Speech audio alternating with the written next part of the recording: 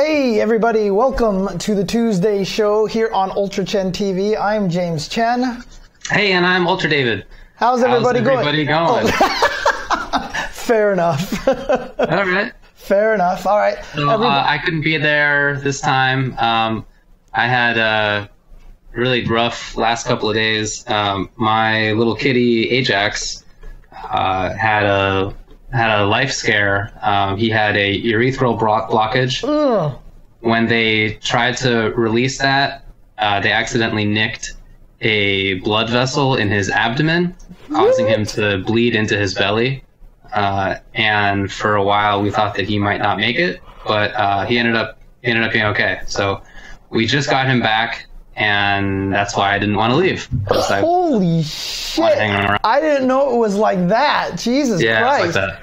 Holy crap! Is he okay now? He is. He'll be okay. Yeah, okay. I mean, he still has a couple bandages. His whole belly and nether regions are shaved, and he's, a little skittish, but he'll be fine. Yeah. Oh my God! Oh, sorry to hear that. I'm glad he's doing okay. Yeah, it was rough. Oh, but okay. Anyway. Okay. Well, almost kind of good that you didn't go to NCR then. Oh, dude, if I had been to NCR, I would have had to take the first flight home for sure. But even still, who knows when I would have gotten back. So, right, yeah, exactly. So definitely.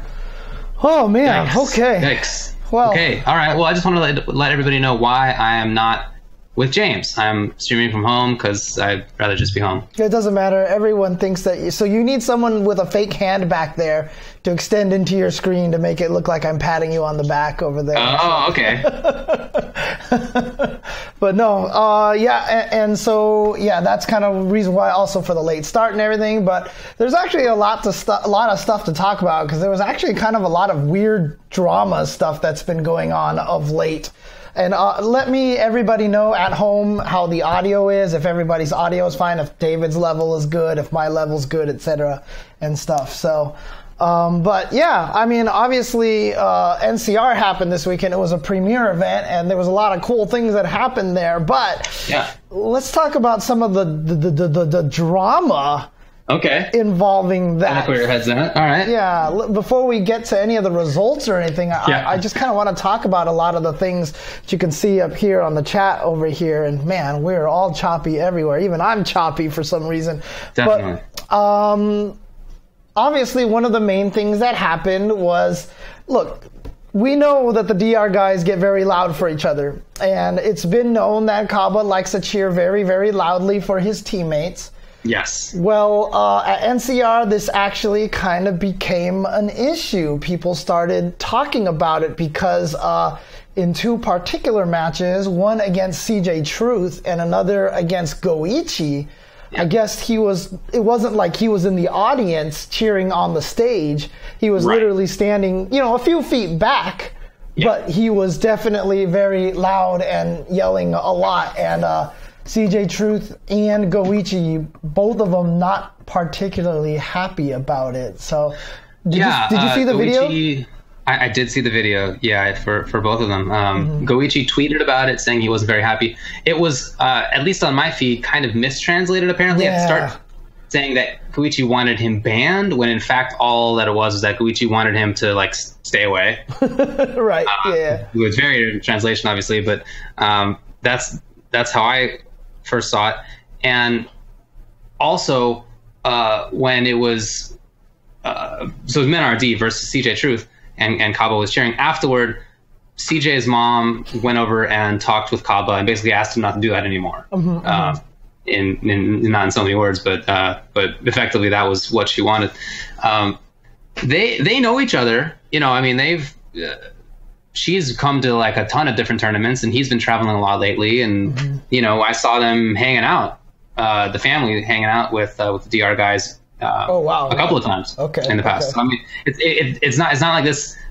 I just want to put that in context, that it's not as if she is meeting him for the first time and going up to a complete stranger and asking for something that she didn't like, or telling him that she didn't like it. It's more like they have a relationship, or they know each other, so they can talk to each other. So I just wanted to put that in context. But definitely he was loud. I mean, we've known Caba ever since he's been traveling to be super loud, and like we've talked about it on streams during commentary sometimes, because he's just super loud. You can hear, like, we can hear him even though we have these big headsets on and we're talking to each other in like our ears, and we can't really hear that much. We can definitely still hear Caba. Dude, sometimes in the setup, we're behind the screen, when the station is actually behind the curtain and everything, and we can still hear him in the audience. That's true. That is true. So he's definitely loud. I don't want to downplay that at all, for sure. Mm-hmm. But well, okay, that's what happened. What do you think about it? Look, I feel like it's one of those things that it's part of the fighting game culture, right? I mean, like, people yell, people go crazy, people go nuts, and we've kind of laughed about it before. We've talked about it. There's always a storyline that we've talked about Caba and the DR guys cheering for each other. DRA does the same thing whenever the DR guys are playing. And so, for me, and like in other cases, right, someone actually put up a really interesting tweet that, when Wolfcrone was complaining about the Wolfcrone K-Brad match, he was like, I had 20 people yelling at me and everyone was like, haha, if you can't take the heat, get out of the kitchen, kind of stuff. Right. And then all of a sudden this happens to Goichi. Goichi has a tweet, it's kind of badly translated, and now everyone is out for Caba and Mena RD's head. And honestly, some of the responses to Caba and Mena RD were way over the top, and I feel like they did not deserve some of the vitriol that they actually got, right? Oh, for sure. No, there was definitely a bunch of people overreacting. I mean, I think in part it was because Goichi's tweet was at first maybe it made out to seem a little bit more severe than he had actually intended. Right. I definitely think people blew it out of proportion. I even saw people thinking that when in the video with Goichi and Caba and Mena, that there's a hand that kind of does this, and some people thought that was Caba actually touching Goichi. Oh, jeez. Okay. But in fact, it was just Goichi trying to like wave Caba away. Oh, okay. Right. So it wasn't to the level of Caba touching Goichi or anything like that. As you said, he was a few feet away. You could sort of hear him in the video. Mm-hmm. He's behind the camera, and at the end of the video, the camera zooms out, and he's like still not in the picture. He's like definitely behind whoever it was. Again, though, he's loud. I mean, I don't want to say he's not loud, but it's not like he was right behind them. Right. He was at the same sort of distance that everybody in FGC has kind of learned that, like, you stand a couple feet away. You're not like right next to the person. So they were giving him that room. It's something that has been around forever, for sure. Mm-hmm. I kind of have, I understand. I think a little bit of both sides.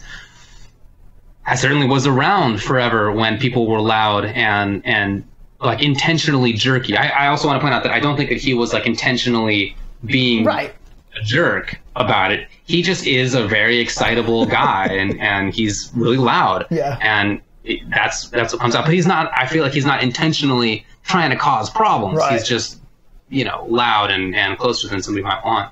But I've seen people be jerks and closer than it looked like he was. So I've seen that a lot, and it is something that has been around forever. I never loved that. I mean, it's happened to me. I've been in situations where I'm in a tournament and I get heckled. Mm-hmm. It definitely has happened in the past.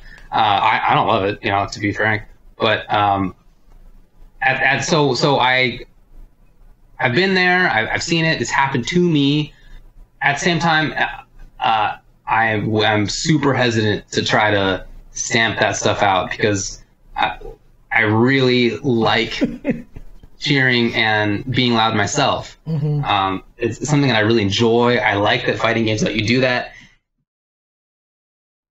Even if it's not fighting games. I mean, when I back in a previous life paid attention to sports, I would always be super, super loud at hockey games, at college football games. That's just something that I really enjoy, and I'd really be hesitant to give it up. Yeah. Oh, go ahead. Did you have anything else that you want to? Yeah. So, but at the same time, I do understand that today is not what things were yesterday. Mm-hmm. Goichi and same with CJ fly thousands of miles to compete with an eye to winning tens of thousands of dollars. So there certainly is more riding on it than when I was in a tournament getting yelled at right 8 or 9 years ago. It's a definitely different landscape. So I get that. I also thought that somebody pointed out that somebody replied to a tweet chain that I saw saying that they are on the autistic spectrum and that it's like particularly difficult for them to deal with. And I guess that I'm definitely more open to changing my opinion after having read that. If somebody just like kind of can't deal with noise, sort of for regular reasons, then I'm like a little bit understanding, but like not super much. But if somebody has a real issue, then I'd certainly get it more. Certainly get that more. Okay. So, yeah, I don't know if that was true or if that was just somebody saying it, but I can imagine, even if it wasn't true in that instance, I can imagine that happening to somebody. Right. So, I mean, anyway, for me, I just feel like we're probably at a point. I mean, look, the one thing that I'm going to say about, and this kind of bleeds into arcade culture and all this other stuff too as well. But, one of the things that fighting game players are proficient at, and one of the things that makes us who we are, is that we're able to adapt, right? And, people who want to keep doing the same thing are going to lose in fighting games. Like, the whole point is that you're supposed to adapt. Okay. So I don't want to lose that kind of screaming culture or cheering kind of culture like that. I think it's fine. But I think we're probably at a point now where if somebody says, can you please stop? Like, just go ahead and stop, at that point in time. If someone kind of requests it, then maybe, we can do that. Because, I mean, there's some people who can take it. Some people might even like it. Some people might even get powered by it, Yeah, that does happen. There's some people who can get powered by hecklers, like a Filipino champ. There are even people like me who I play bad even when people are heckling on my side. That's true, yeah. I'm actually terrible at that. And so, if it gets to the point where people are just like, you know what, let's not, like, can you please just be quiet? I think it's okay just to go ahead and, abide by that. And if no one says anything, then that's your fault if you don't say anything, or you just don't care. And that way we can keep that. If someone is in the audience, I think that's fine. Because, I mean... Oh, yeah. We've obviously celebrated Joy, right? Cool Kid's wife. Exactly. For a lot of the things that she did, because it's cool. It's fun to see someone support him like that. And we've definitely on commentary talked about Caba and DRA yelling as a positive thing, many, many times. So well, I think it's intended to be positive. I don't think that it's intended to be negative. So I guess it makes sense to me that you think that people should, if they're concerned about it, just ask that it stop. Right. Because if at that point it doesn't stop, then there's probably some jerkery involved. Like then there is people,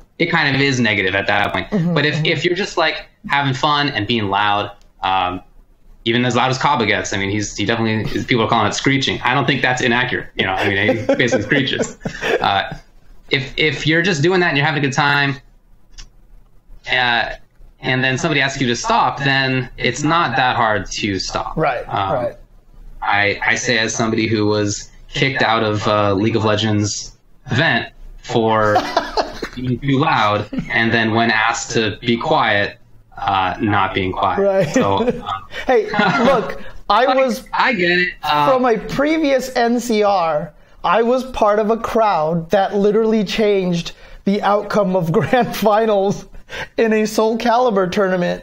And it was not for any particular reason. The two players playing in grand finals, one was really quiet and obviously just like really kind of like seemed very calm and gentle or whatever. The other guy was like a jerk. Like every time he won a game, he would start walking and parading around the stage and just like, he was very demonstrative and, led by, guess who? Sanchez. Right. Yeah. I mean, many of my friends in the FGC are people who have been loud in the past. I feel like that's, like I wasn't asked to start commentating for no reason. I like to be loud. Same with Yipes. Exactly the same thing. Yeah, but all of us just started yelling at that player, and we got to him.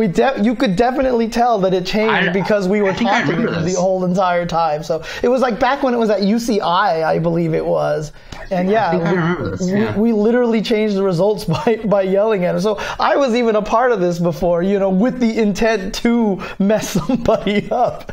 And that is the history. That is where we came from. But, again, as times are changing, there's this, this kind of goes back to the arcade culture topic that we might want to, talk about, that we're going to talk about a little later on. There's this weird thing in the FGC now where we're all so stubbornly steadfast about trying to hang on to something that, even back then wasn't great, or even back then wasn't as crazy as people think it was now, So, at this point in time, I think if someone says, please, can you stop yelling? I think it's okay to respect them. And if they don't, because Goichi did ask Caba to stop and Caba did not. And that was kind of frustrating to Goichi. For but, sure. In the future, hopefully you get the pool judge, and be like, hey, look, and maybe rules come into play or something like that. But I don't want to ban it. I don't want to take it away. Yeah, I'm with you. I want to make it so it's something that a player requests specifically. Yeah. So. People are saying that we're not accurately describing what Caba did. I feel like I accurately described it at the start of this conversation. Mm-hmm. Did I not? For people who were here, think that I mischaracterized it. He was very loud. Like I said, I think screeching is pretty accurate. He was a few feet away. Mm-hmm. He didn't touch Goichi. That's not accurate. That didn't happen. And he was asked to stop, and like you said, he didn't do it. Right. And then after CJ and Mena played, CJ's mom went up to Caba and a little bit more colorfully, but asked that he stop doing it. And later on Twitter, Caba apologized. Right. So I feel like it's not that big of a deal. Especially because he did apologize later. Right. I think that it was definitely blown out of proportion. Again, I know it's happened to me. I've been in situations where I've been in like foreign arcades, not literally foreign, but not my home arcade. Right. Mm-hmm. And been yelled at, and I get that. There was even one time when I played Brawl in tournaments briefly, and this crowd of probably like 5 or 6 kids, like literally like 12, were like right behind me, like screaming for their friend. I've been there, That's what you get for bowling them in hockey, right? That's right. Yeah. I'm, and when it happened, like I said, I didn't love it. I didn't hate it. I didn't ask them to stop. It's not like it got to me that badly, but I can see why it does get to people. I get it. As I said before, I think that we do have to recognize that it's in a different situation now, where certainly the stakes are much higher. When I was playing before, there were not thousands of dollars on the line, as I said. So I get why there may be a different standard. But I think the one that you offer is good. That if somebody's being loud and they're not doing it to be a jerk, but are asked to be quiet, then they should be quiet, or at least not be quiet as loud or whatever. Right. And don't be screeching anymore. Right. Another thing. But I don't want to just come out and say ban that stuff. Right. Exactly. It's way too fun, and I don't want to give it up. And at this point in time, Caba, DRA. If you're playing Mena, just tell them ahead of time. You don't have to wait till it starts, right? You'll know ahead of time. But again, I do. I'll be honest. I do think that a big part of it is that it happened to Goichi. Yes. I do also think that at least some of it, although maybe not a lot, but at least some of it is that they're the Dominican players. And I feel like there's definitely a reputation that is on the less charitable side, that they're loud. Obviously they are loud, but there's also like this extra social contingent of expecting them to be loud. So like I said, I don't want to put like a lot of stock into that, but I do think there's some. And so I'm like a little bit hesitant to see it as such a big deal, because I think that if these circumstances were different, that it wouldn't have been blown up as much as it was. Yeah. After all, it's been happening for a long, long time, and there have very rarely been big blow-ups like this. Yeah, and I definitely know that there were some people who were really upset with, like, for example, what Joy was doing, right? So I know, like, people who were, she was yelling at Punk one time during the Red Bull Battlegrounds last year, and I know people who were cheering for Punk were really frustrated by that, but, in a different circumstance, everyone's like, oh, that's really cool and it's really funny, kind of thing. Right, or exactly. when it's Wolfcrone and he's the heel, right? When it's not Goichi, when it's Wolfcrone, then it's like, yeah, yell at him and make him nervous kind of thing. So there's kind of a little bit of a weird double standard in that way. And I do feel like that, again, you can be upset at Caba and Mena and the DR guys kind of the way, that's not what you should do. But like, if you go like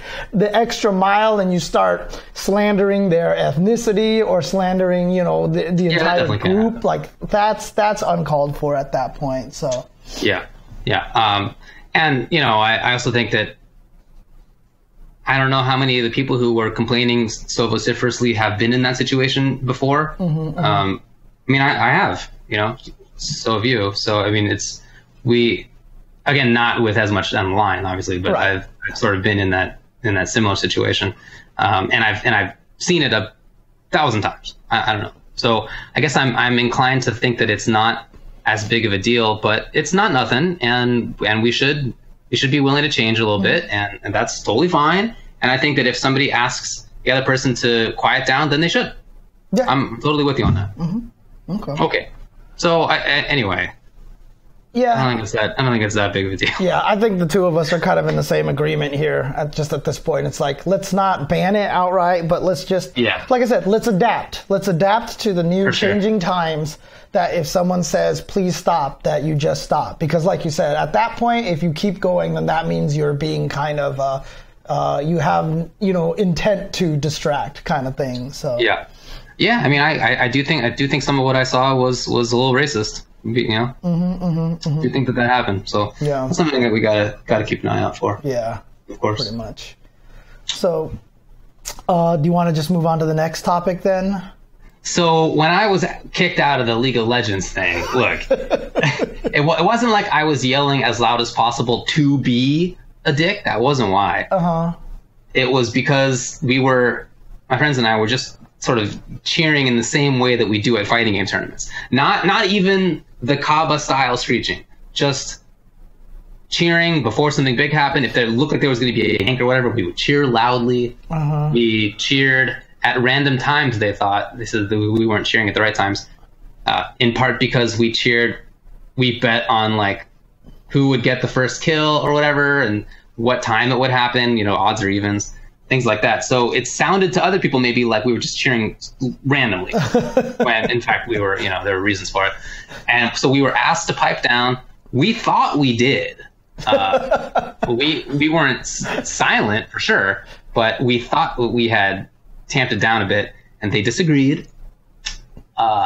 And it turned out that we were like next to a microphone or something that the stream could hear really well. We had no idea, obviously, about that stuff. Yeah, the best part. I haven't been to a league event since then, but they're like in stadiums now, so I'm sure you can just be as loud as you want to at this point. I mean, the best part of that story too is that one of your friends that was there. I was not there, but at ETR, when he was being escorted out of the stadium, he was like, they're throwing me out for cheering for a video game, ladies and gentlemen. Like, he said that to the audience, and the audience all cheered for him. So. Yeah, dude, the audience that was there thought it was funny, and we actually got people to start betting on like odds and evens and stuff. They actually had a really good time. I think another thing that contributed to us getting kicked out is that Henry had a "Where's Team Marn" sign. Marn had a league team for a very period of time, and at this point they were already done. And there was like there was a fiasco about him not playing players or something. Okay. So he went up to right behind the commentators, and he had a big like "Where's Team MRN" sign. And I'm pretty sure they didn't like that either. So it may have been multiple things. That's awesome. Anyway, is it archived? I have no idea. That's a good question. That'd be awesome if it was available somewhere. So. Well, yeah, it's just like me cheering at Capcom Cup and not realizing that I was right next to a mic and everybody hearing me yell for Ricky. Right. It's the same exact phenomenon. And I don't want to give any of that stuff up.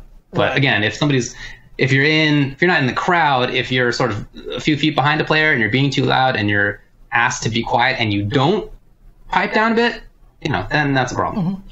Okay. But I mean, this kind of lends itself to the next topic here,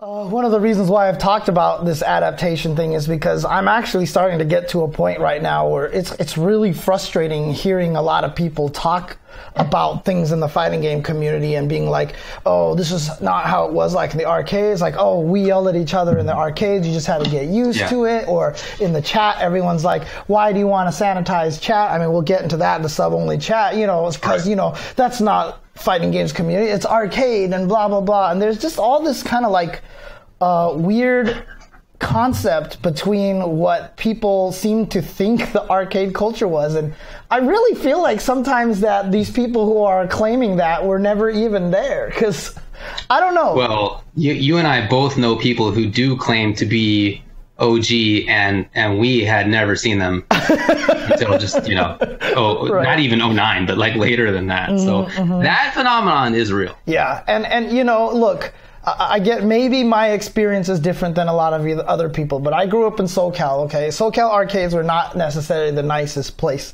and everything like that. But one of the things that's driving me nuts is there seems to be this idea that being in the arcades really was about taking it to the parking lot and everyone fighting and everything like that, right? I mean, yeah, there are definitely instances of these kind of things happening, but for the most part, like, I think that people are kind of exaggerating what it was, and it was very different in the arcades because it was face-to-face. Sure. You know what I mean? You couldn't posture. You couldn't yell at somebody and get away with it. Like, if you yelled at somebody, you never know if that person had friends. Sure. Even if they were smaller than you. You know what I mean? Like, basically, you really had to make sure that you could back yourself up. And another thing, too, about, arcade culture was that, I talk about this a lot, no matter what, if you had your quarter and you put it up on the machine, you were allowed to play. Sure. I feel like people think back then we chased people out of arcades. You know what I mean? Or like, you come to play in our territory and then we like kick him while he's on the floor and then we throw him in. Basically what people did back in the arcades was when you actually put the quarter up, if we didn't like you, we just tried to beat your ass in the game in the most embarrassing way possible so you'd never come back.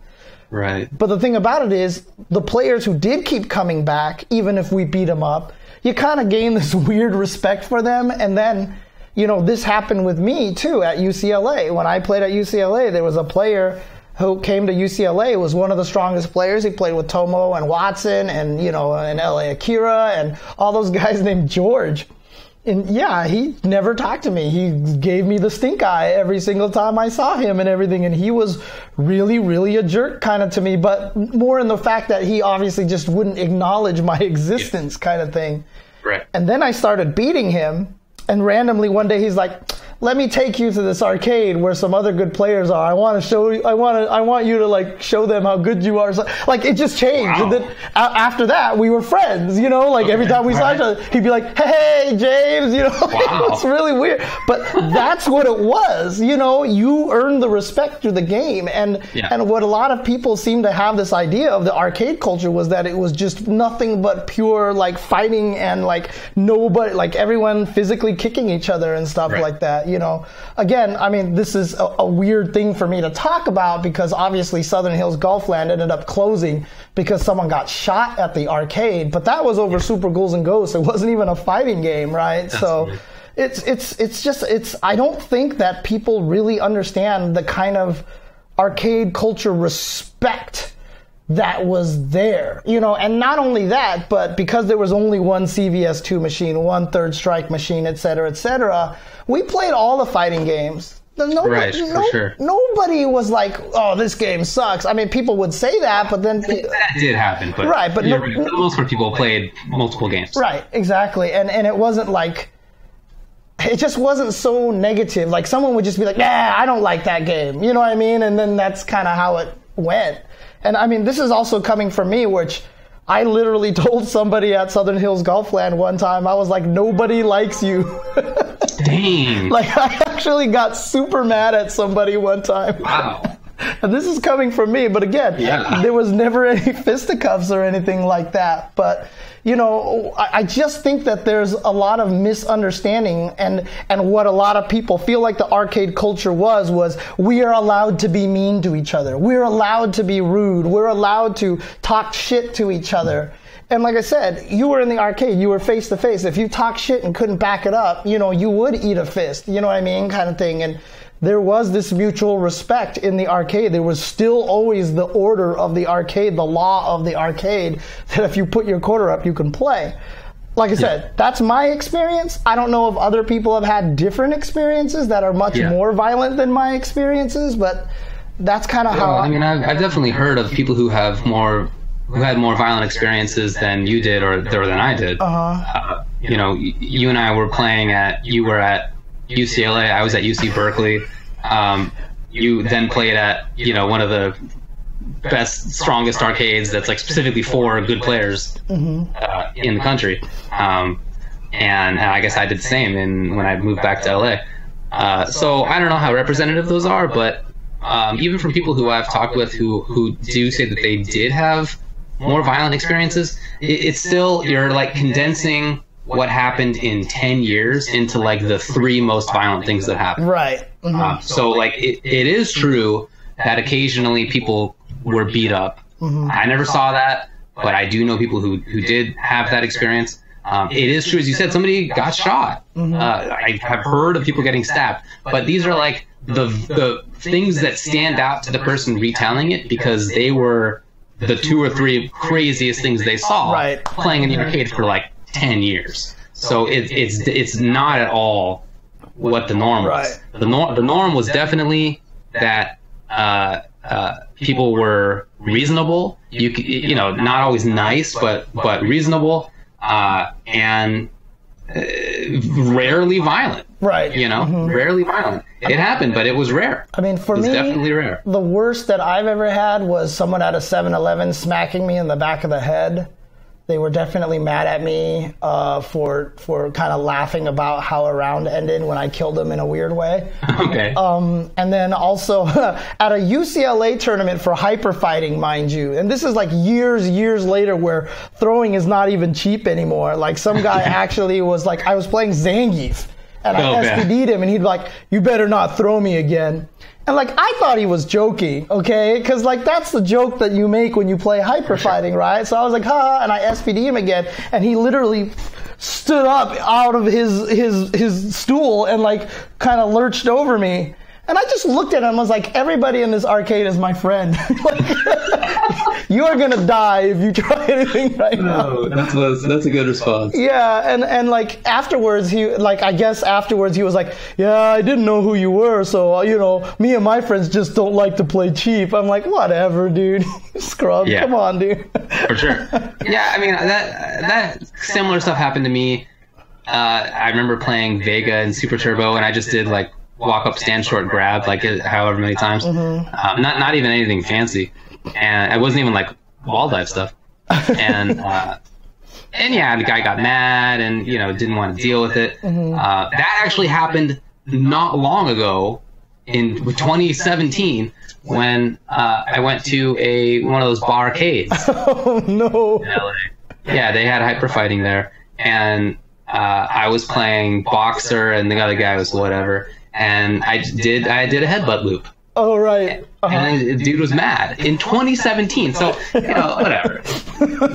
That stuff, that happened to me, I don't know, certainly fewer than half a dozen times ever. Right. In 15 plus years of playing fighting games in arcades. So it's very rare. For the most part, it's certainly, at least in my experience, people were pretty nice. Yeah. I was really shy, and so I didn't make many friends at the arcade at the time. But everybody else was making friends, and I'm sure they would have been open to having me be friends with them. I was just weird about it. There were there were definitely weirdos who were treated a little bit differently. Like we had CCG, the crazy Chinese guy, at Berkeley, who was he would be like begging out on the street for a quarter, and then he'd come in and play, and he would just like mash as maximum as possible and play whatever. Wait, that wasn't William Hung, right? No, that wasn't William Hung. But I was just gonna say we also had William Hung, who we didn't like actively rip on until he went on to the whatever show that was. So in general, people were like reasonable, right? And that's the point. There were times where I would go to the Southern Hills Golfland, and there were times where I probably partially just really didn't like Vi because I couldn't beat him, and I would just get so frustrated trying to fight against him. And like you would lose one game, you got to go to the back of the line and wait 25 minutes, 30 minutes for your turn to come back up. But no matter what happened, no matter how frustrated anybody got with each other, after the arcade closed at like 2 or 3 a.m., one of the favorite parts was everybody going to Denny's or Norm's afterwards. Right. And it would be those same guys who were all like trying to beat each other up and getting mad at each other, sitting there and complaining to each other's faces and talking about strategy, or even not even talking about fighting games at all. And that was probably like, I never skipped that because it was one of the best parts of the night, was hanging out with everybody and eating that dinner. And even though I would get home at like 5 a.m. and have to go to work the next day, it was painful and stuff. Yeah. So, but that's the way it was. So, I mean, honestly, as much as there was the negative aspect of the arcade culture, what a lot of people don't talk about is the positive aspect of it. Like, the amount of friends that I've made. Like, if it wasn't for Southern Hills Golfland, I wouldn't know guys like Visant. I wouldn't know guys like Vi. I wouldn't know, a ton of these guys. And, these are people that to this day, if I see, I can just be like, yo, what up? And we're still great friends. And that's what a lot of people are not talking about in the arcade culture, which is why I kind of titled it Arcade Culture Myths. There's just this weird thing now that everybody seems to try to paint the arcade culture as this really evil, violent, like crazy, exclusionary kind of craziness. Yeah. But, you wouldn't have stuck around if that's how it was. Exactly. I wouldn't have stuck around if that's how it was. Yeah, I mean, I think the point of all this is that in trying to decide what is important about the FGC now and what's worth keeping, a big part of it is we want to carry on aspects of arcade culture that we liked. Yes. And so in having that discussion, you have to be accurate about what arcade culture was. It wasn't everybody being a jerk. There were times when people were jerks. But primarily, it was about people playing video games with each other and mostly getting along at least reasonably, and people being able to play regardless of what color they were, whether they were gay or straight or whatever. I feel like those are like the much more important sides of it. And it was about you could certainly rip on people, but that's a little different than like outright attacking. I mean, it's not really the same thing. You don't, when you rip on somebody, I mean, your intention may be to like make them feel bad, but it's not kind of in the same way as like an actual attack. You're saying that they are terrible at game, right, or whatever. Maybe they smell, who knows? But there's an aspect of a ribbing in it that's sort of at least minimally jovial. That's not the same as just outright attacking. So that. I think that's... Yeah, so, I mean, back in the arcades, sure, if you saw someone new, you might give them the side eye and just really want to see if they could prove themselves. Well, of but course, yeah. Today, if you see a new person at an event, you're nice to them. And that's like, it's not that we're softening up or that we're, oh my God, like we got to maintain this arcade culture and every new person who comes in, we've got to be skeptical of them. Like, yeah, be welcoming to people. The fact that we're trying to make the FGC open and welcome to people to try to remove a lot of the negativity, that's, like I said, it's adaptation. It's what we're good at, and that's the reason why we play fighting games, because we're good at adaptation. We're not stubborn and to be stuck in things that are no longer useful, right? It's like playing it's like playing Street Fighter 4 coming from Third Strike and thinking that you can jump all day because of parries, right? And Which if you people don't, definitely did. yeah, exactly. And people did at first. And if you don't stop jumping in that game, you'll never win. And so you got to adapt to what the situation is. So it's not mutually exclusive to be a better environment and still maintain the arcade culture. Both of those things can coexist. And again, I like from my position, I'm going to keep trying to make sure that happens. You know, that's just from what I can do with it. So for sure. Yeah. So people asking about the William Hung story. I know I've told it a lot, but if you haven't heard it, this guy William Hung, you know, on what was that show? American Idol. American Idol, of course. He was the famous like she bangs guy. Terrible at singing, obviously horrible. He used to come into the Berkeley arcade, the Bearcade, and he was not good at fighting games, but he came in and played, and like nobody hated him or whatever. He just wasn't very good. We thought he was a little weird because he always played exactly the same way, never seemed to learn or get better or anything. Right. Which we always thought was like kind of like weird, I guess. But we weren't like attacking him or anything like that. And then during college he went on American Idol. That was while he was in school still. I remember it's true that he did win a dorm singing contest before he went on American Idol. That's part of why he felt like he could go on American Idol. Unfortunately, he was the only person who entered the dorm singing contest. So, that's awesome. From what I heard, he dropped out of Berkeley to pursue his singing career, which is kind of a bummer. Ooh, okay. Obviously, that didn't go well. And then I heard that he was going to CSUN. Okay. This is some years ago at this point, so hopefully it's all figured out now. But yeah, that was weird. It was super weird. We were just watching TV. I wasn't really friends with the arcade guys. I was too shy. So I was just with my like other friends. We were watching TV and we saw an ad for American Idol, and it was that guy on the TV. I couldn't believe it, you know. So I went on SRK into the Bearcade thread, and people had posted the same exact thing. They couldn't believe it's that guy. That was him. It's awesome. Definitely weird. Oh man. Oh, that's funny. Anyway. Okay.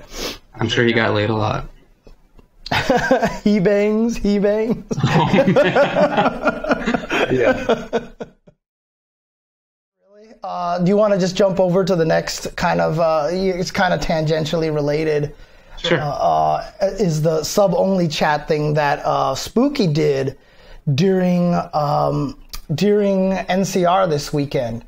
And I know, like, I wasn't aware of anything that what happened until I saw Spooky write a bunch of series of tweets, and he was just like, you know what, like, he was kind of frustrated with the whole thing because he was just like, look, the chat was really terrible. It was just everyone saying, I hate this game, when's this game, when's that game, et cetera, et cetera. And then, like, he was also saying that, like, for some reason, even though Team Spooky is one of the most watched channels in all of Twitch, you know, like, it just has no subs, you know?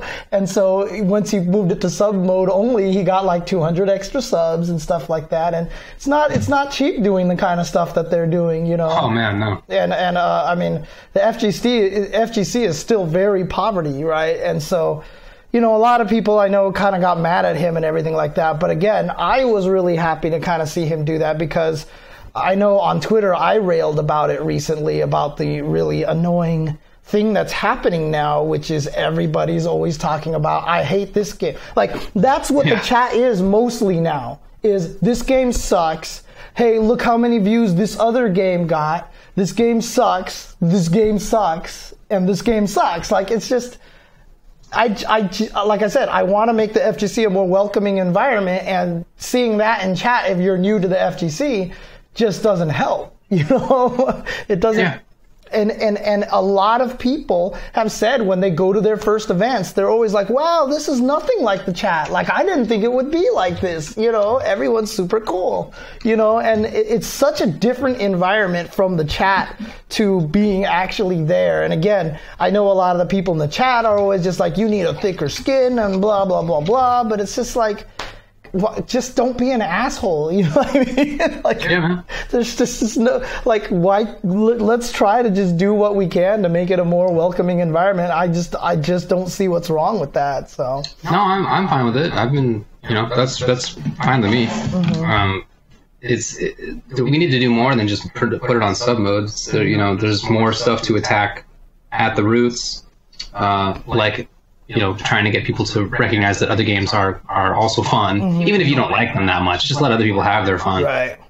So I feel like we have to work more on that. And that's not it. Just by the way, when Dawn, when Yohosi was playing on stream, I mean, she was getting the same crap that anybody who's transgender or woman or whatever gets whenever they're on stream. Or just if they're not like a white guy. There's always, even if it's a black guy, there's like the tri-hex faces constantly. Right. There's more stuff to sort of get at the root that we need to do. But at the same time, totally fine with sub mode and making it. I get that as somebody watching, you want to type in the chat. I do the same thing. I type in the chat even when there's 50,000 people in there, and I know that nobody's going to get to see me. And all I'm saying is like, whoa, I do that too. Right. That's fun. Absolutely. It's definitely fun. I wanted to respond to someone who was typing the newch in chat, except they didn't put a T in there, so I was mad. So I wanted to write to him that it should be NEUTCH. But I wasn't a sub, so I couldn't. Bummer. Yeah. No, I mean, I get why it's frustrating, but at the same time, I'm fine with cutting out some of that crap, and I'm often on team /pop out. Type in that URL /pop out and just watch it, because if the stream gets too big, then I don't even bother typing "whoa" in the chat. Just watch. So it's not a big deal to me, and I really want for Spooky to get financial support. It's, as you said, it's really expensive. Arturo was talking a little bit more about it. He thinks that he probably has $20,000 or more worth of equipment, which is a huge amount. Right. Just incredible. And even some streamers who you don't think of as being like the Team Spooky level of streaming, or even NYC Furby or whatever, they also have 5 digits worth of equipment. They also do. So even people who will stream weekly and they're getting a few hundred people to watch, or if that, they have also invested a huge amount of money in this because they want to make it work. So it's not an easy thing to do. That's for sure. And if we can support them a little bit better, then I'm all for it. I sub to a couple of folks for exactly that same reason. Yeah, I mean, when I had my day job, I subbed continuously to IE Battlegrounds and a bunch of other channels, right? So obviously I can't do that now, but I mean, long story short though, I mean, like, a lot of people sometimes ask me like, oh, hey, what are the headphones that Spooky uses and stuff like that? And every time I give them the answer, it's like this crazy Sennheiser kind of thing for the commentators, and you go to Amazon, those headsets are like $250 or $300. Even more than that. For sure. It's crazy, dude. It's crazy. Yeah. Callisto is one of the people I'm thinking of. Callisto has a giant amount invested in streaming, and he doesn't get the viewership to make that financially worthwhile. So I'd love for there to be more support, and at the same time, have chat be a little bit less gross. Right. You're not going to get everybody on the internet to always be nice. Right. There's going to be jerks in there. It's going to happen. Even in best case scenarios, it still will survive. So, although, like I said, I do think we have to attack some of those roots a little bit and try to make it better. You're never going to get 100% cool. Right. It's just not going to happen. So I'm all right with having sub mode on. It's, by the way, he's not always going to have it on sub mode. He said that he's going to have it on Sundays, finals days, but the rest of the event maybe not. Other events certainly not. His own streaming at home, not going to do that. So it's not like he's completely isolating himself. Right. It's just going to be those big days where there's big viewership.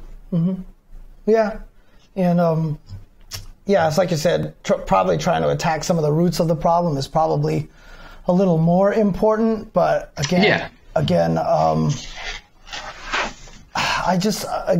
like, you know what?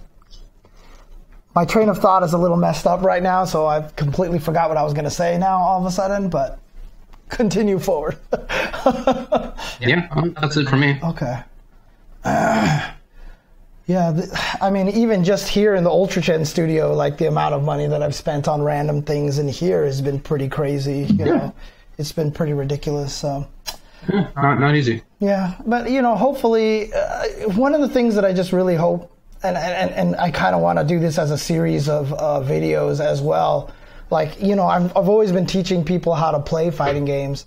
I actually want to try to teach people how to watch fighting games. Like, if you don't know Tekken, this is what you should look for, the very basics. If you don't know Injustice, this is what you should look for. And that way, maybe when you're watching them, you don't get so bored and you don't feel the temptation to go in the chat and, you know, just try to troll everybody by telling everybody how crappy a game is. So, yeah. I think Curly W brings up a good point, which is that Street Fighter V is on Capcom Fighters channel. Injustice is on the NRS's channel. Isn't Tekken on? Yeah, Tekken you're now? right. It is on Tekken nowadays. Yeah. So even if you're spooky and you're trying to depend on ad revenue or subs or something, there are fewer opportunities even on Finals Day to get people looking at your stream. Right. I want to point out that when there is a Capcom Fighters stream or a NetherRealm Studios stream, they're paying people. It's not like they're doing it for free. Right. So it's not maybe as bad as if it were just completely excising, leeching off of that. Right. Yeah, that's not what's happening. They're doing a pretty good job. Right. So, but it is true that there are fewer opportunities for people to see Team Spooky, the channel, on Finals days than there used to be. Okay. Okay. Well, I guess that's all for that one. You want to take a quick break, and when we come back, we'll go into the results of NCR and all that, and Anime Ascension, as well as Bum's Birthday, all taking place this weekend. Of course, Tekken channel's only for master events, which NCR was not? Yeah, NCR was not a master event. It was on go. Team Spooky. Team Spooky was actually streaming it there. So yeah, and same for Street Fighter and Injustice. Yeah. Okay. All right, anyway, yeah, let's take a break. All right, we'll be right back, guys. We'll be right back.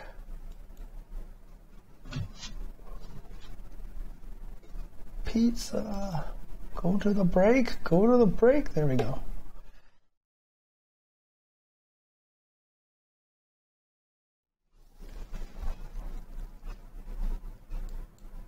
All right, everybody. Oh my God, David is gone. Where's the Skype window? What? There you are. Okay, there we go. Yeah. Welcome back, everybody, to the Tuesday show. I'm James Chen. I'm Ultra David. Are we doing this again? Oh, I mean, yeah, how's everybody going? I guess we don't need to do this again. You're right. Okay. Well, I forgot to put it up there before the break, but I have it up there now, which is the Street Fighter V patch came out today. So it was announced on April 1st, which is, of course, the worst day to announce anything. Yeah. But, Sajam and Steve assured that it was not a joke, and sure enough, the patch notes came out that night at midnight, and 2 days later and earlier today, they updated the servers, and there we have it. We have a new version of Street Fighter V, and Yeah. a lot of angry people. I mean, I haven't seen this much vitriol to a patch in some time, I would say. Really? I feel like it happens every time. Because now everybody is talking about how, it's patching too often and da-da-da. I mean, if it's anything like last year, this is probably the last patch for the year, right? I'm surprised that everyone's, mad that, I spent all this time learning my character. If you went by what happened last year, you kind of figured that maybe something like that would happen this year, right? Well, it wasn't 3 weeks into the season or whatever this one is. Wasn't it? I thought it was pretty fast last time. Was it right after final round last year? Or NCR? I don't think it was that early. I feel like it was in late spring. Okay. I don't know. But the patch notes are out, and a lot of people are mad. But again, like a lot of people in the chat are saying, that's probably just par for the course. at this Well, point. I do think it happens every time. Right. Yeah, last year's patch was after Combo Breaker. Thank you. Ooh, it was after Combo Breaker Day. Like, I really think it was pretty late. Okay. Yeah. Was it even before Evo? Okay. Yeah, again, not the same period of time. In any case. What's your take on it right now? I mean, how are you feeling about this patch at this point? I just think it's haphazard. I think that's the biggest thing that comes away for me. Mm-hmm. I feel like there's very little that ties together SF5's balance choices. I just don't. I don't understand it. I am not sure there is a reason. I'm not sure that exists. I'm not sure that there's like an overarching. Here's what we're doing this time and why. I've never thought that about Capcom games. I never thought that about like any fighting game until 5 or 6 years ago. Some games started to do it, and now there's like a whole stream that NRS has whenever they put a patch out. KI had very detailed explanations for why things happen. I just don't think that exists for Street Fighter. Yeah, so I bet you that's more Japanese culture than anything. Oh yeah, yeah, very very possible. Wasn't like Johnny buffed or something wild in Guilty Gear recently? Yeah. He's like even. So, Chip keeps getting stronger, and Johnny keeps getting stronger in the Rev patches, and people are confused. Like nobody understands that, right? Right. So and it's not even like they're just making the popular characters good. That's not even what it's not like Ryu's the best. Right? It's not like Chun-Li's the best. I just don't think there's like a real cohesive understanding or game plan for SF5 patches. So that and this I think very much backs this up. Some characters get better or worse, and it just feels like it's haphazard. So I'm fine with some of the things. Fine with nerfing Rashid a little bit. I'm fine with nerfing Abigail a little bit. Well, I didn't think he should have been buffed anyway, if you recall. Some people were saying that they feel like Rashid got Ibuki'd or Nashed. Well, that's what I was just gonna say. I feel like they. While I'm fine with him being nerfed, I wouldn't have nerfed as many things as they did about him. Everybody wanted EX Eagle Spike to not go through. They wanted it to bounce off, right? That was like a pretty common request for nerfing Rashid. And they did that, but then they did like 50 other things. Right. So I don't know. There's a lot of weird choices in there. They gave Zangief just hard to understand, useless stuff. Hey, you can headbutt cancel into EXSPD now. Come on. Not just that. You can also do neutral jump headbutt, then juggle with forward fierce or lariat. Oh, okay. But those never will come up. That's right. That's if somebody does a dragon punch in the corner and you block it with them in the corner, then you can do those things. It's like just not. And for them, why would you? You could just do a crush counter or whatever. But I guess they did nerf how much damage crush counters do, but that's I'm sure still more than neutral jump headbutt as a punish. So, I don't understand that at all. They continued to change his Tundra Storm, the counter, which nobody cares about. So I just don't think that there's an overarching reason for any of this stuff. I feel it really feels like somebody's assigned to Zangief and they're like, all right, here's what we're going to do. And then everybody else is like, okay, well, fine. Here's what I did with Minat. The Cammy guy is everybody's favorite in the room, and he's like, here's what I'd like to do with Cammy. And everybody's like, yes, for sure. Right. Whatever you'd like, Cammy guy. So it doesn't seem like there's anything that binds it all together. So that's what I'm upset about. I do think that the patch is like not great in some ways in terms of what the balance will end up being. But I don't think it's going to be terrible. I still feel like it's going to be a reasonably balanced game. It's just, I just don't understand it. And that, I feel, is just bad. At this point, we're in 2018 now. Other companies have been explaining their patch notes for half a dozen years. You've got to get on board at this point. Right. And like, I don't understand why they decided to nerf all the V reversals to 17 frames. I would have rather had them all sped up to 15, to be honest with you. Speed them up, please. And then the crush counter thing that they nerfed the damage, that really wasn't what people were frustrated about, right? It was their utility. I don't think anybody's going to miss the damage off of a Urian standing fierce in the mid-screen. It still makes footsies really awkward, you know what I mean? So I don't think nerfing the damage fixes the complaints from a lot of people about crush counters. And then obviously there's Cammy.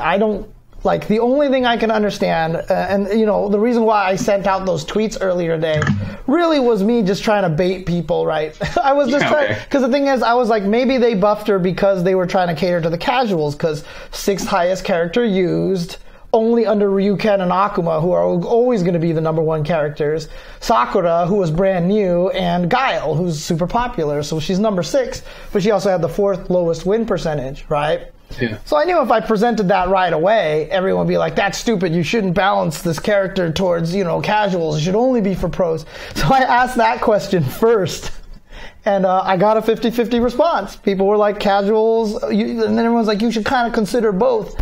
So then I represented the poll with that information, and suddenly it changed to 2-1 that you should only balance it for the pros.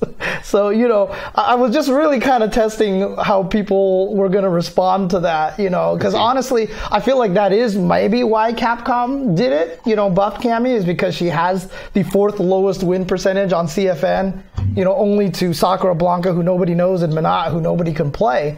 But the thing about it is, it's a terrible idea. You cannot balance characters based off of their CFN win percentages. Like, you just can't, because the more that people play them, the less well that they're going to do. That's just general logic right there. So, then, more of the players are going to be not great. Right. And then secondly, like, the net code is just, it ruins the statistics, right? Like, the net code is not good enough that you can go by those percentages. And so if that's what they're doing, I think that's a mistake.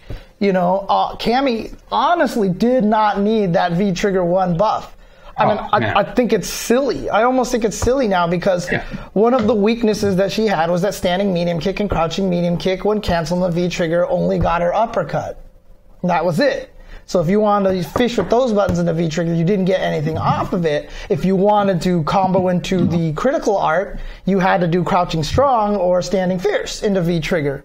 But now I can do standing medium kick, V-trigger, uppercut, dive kick, super, and I don't know. Does that work from the ground like that? What's that?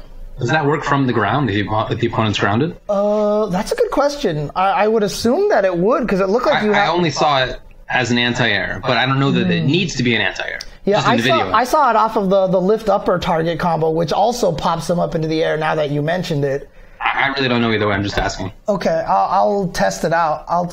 Someone says it does not work, huh? So it does not work, according to Celia, but according to Homuffin, that Info was doing it. So there are situations where it can link into EXDP or Super. Yeah, the dive kick has to hit twice, and there seemed to be a pretty decent variance on the timing of when you can do the dive kick. So I'm wondering if there's a way to control it. I haven't had a chance to mess with the patch. I was driving home from my parents' house earlier today, and I got stuck in traffic, so I haven't had a chance to mess with it. But it sounds like, okay, so if it only works off of the lift upper combo or roundhouse counter combos, maybe, but still. Well, it also works as an anti-air. That's what I first saw it as. Like anti-air DP into dive kick. Right, which is kind of a waste, because you could just uppercut into super right away, right, and save the second half for probably almost the same amount of damage, to be honest with you. If it doesn't work off of crouching medium kick and standing medium kick against a grounded opponent, maybe it's not so terrible outside of just giving her better positioning after the uppercut, but I don't think Cammys would use that anyway, because the dive kick juggle, if it hits all hits, barely does any damage. It puts you in a good position, but I feel like you would sacrifice that just to have the V-trigger dive kick still intact. So, but it's in any case, nobody asked for it. Right. Nobody needed it. Whether it's, you know, as a buff, even if it's any kind of buff, nobody thinks that she needs to be buffed, right? Like, right. I've read some people think that she's not top 5. They may think that she's high tier, but nobody thinks she's worse than that. Right. And I think she's one of the best. I've been saying all season long that I think she's top 3 or so. Right. But I honestly didn't think she needed the buff at all. Like, obviously I am a Cammy player. And you know what, honestly, like, I must be like in my, like, sleepwalking into the Capcom headquarters and bribing hella people, because Cammy and Minat didn't get touched, and those are both my characters. Like, they got buffed. Yeah, I don't understand. Like, seriously, this patch was like the James Chen patch. Like, I don't understand it, you know. But yeah. Well, I mean, I'm okay with some of the stuff they did. Like, I feel that the Abigail changes are fine. They made it so that crouching short, stand short doesn't link anymore. It's fine. That was weird, honestly. It didn't need to be like, it wasn't like that before. And I already thought he was strong in season 2.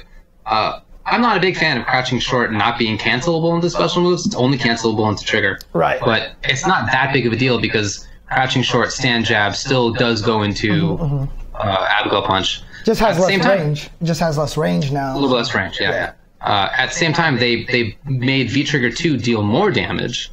They made it so that Abigail punch, without mashing it, mid-screen, he now gets free dash up into true pressure. You know, he beats 3 framers, which he could not do before. Right. So on the one hand, he's a little bit worse. It has less stun output.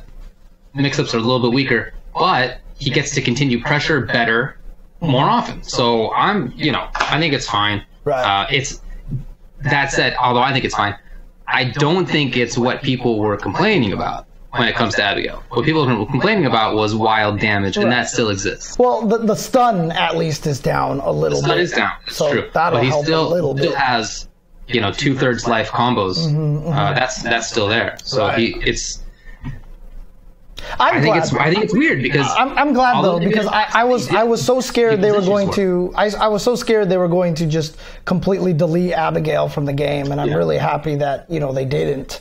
For sure. Yeah. For sure. And it's true. I think Zeku has some cool new stuff. There are some good things in here.